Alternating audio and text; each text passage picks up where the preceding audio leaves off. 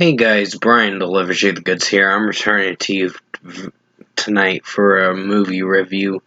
I think it's like a little past 10 o'clock. It's close to 10:30 reviewing this movie for the new Indiana Jones and the Dial of Destiny. I finally got a chance to check out.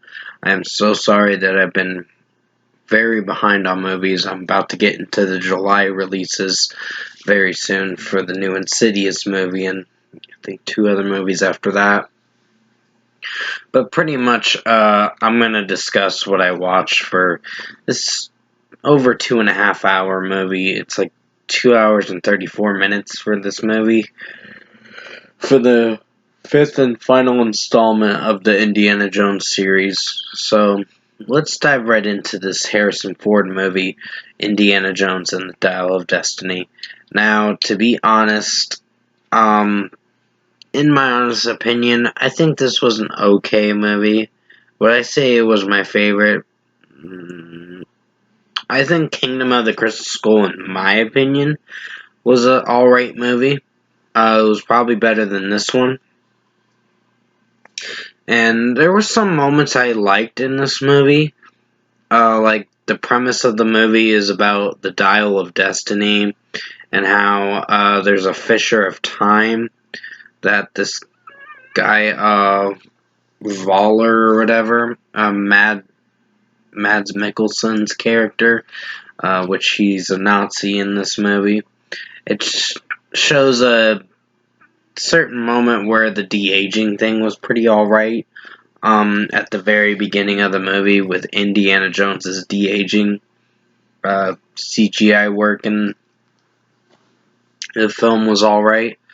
That certain past event scene was like during the World War II era, and that was like almost a 20-minute scene or whatever. And then it got into the story itself later on in the movie, and there were some scenes I had some issues with, which I do have a bit of critiques with this movie. With a certain scene, but I will get to that particular part in a moment. Some of the performances were alright. My biggest problem was with the character Helena. Phoebe Waller-Bridge's performance in it was kind of weak. It was kind of ruining and tarnishing the film's reception in a way to where I kind of disliked this character. But it's because of the certain lines she was getting for her character were not very good lines. Like her character's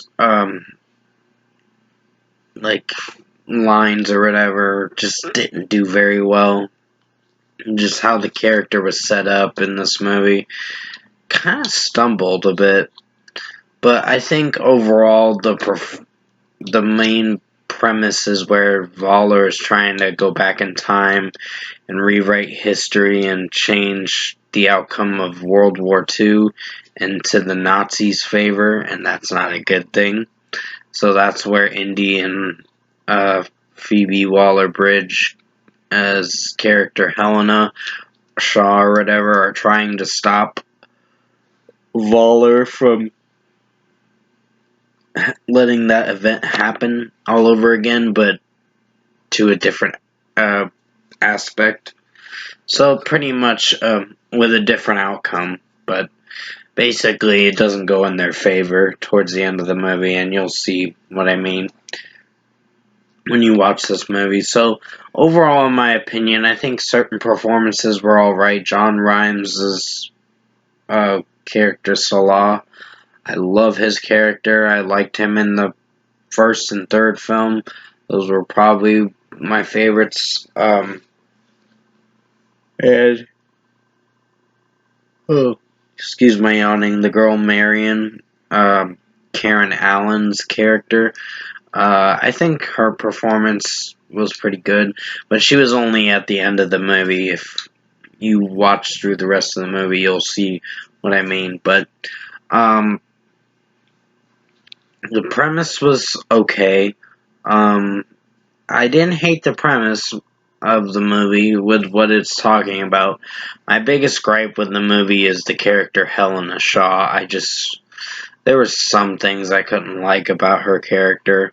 And then there were some other things towards the end of the movie where her character's kind of lines or whatever started getting better. Like the character's writing or whatever was a little better for how the character was set up close to the end of the movie. So if I were to give this movie an overall score, I'm going to give Indiana Jones and the Dial of Destiny a 6.5 out of 10. Okay movie. It's not the worst movie, but it's not my favorite movie that I've watched this year. There are some things I like about this movie, like the storyline is alright. The certain characters in the movie just... Mostly Helena Shaw was the weakest fucking character in this movie that I couldn't stand through certain moments. Like, there's a particular scene where Indy's grieving over the loss of Antonio Banderas in the movie, but you'll have to watch the movie for yourself. He says, "I just lost my friend," and then Helena Shaw's character, Phoebe Waller-Bridge's character, Helena Shaw, she says sorry, and I'm like, that's not very sympathetic and not believable. In that moment, it just made me really dislike her character, and some of the way her character is set up in most sequences, where she says she's gonna help the bad guys and all that. Her character's writing was not very good.